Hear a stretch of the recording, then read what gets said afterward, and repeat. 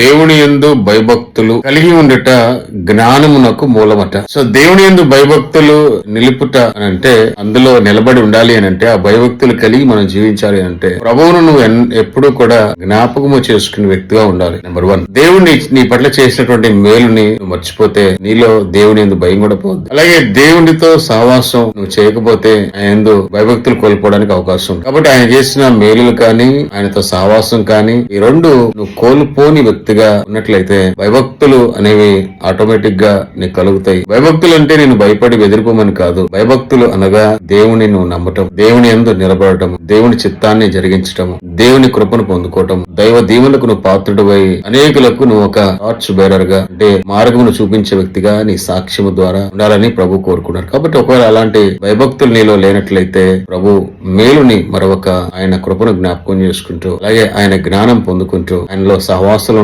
స్థిరపడాలని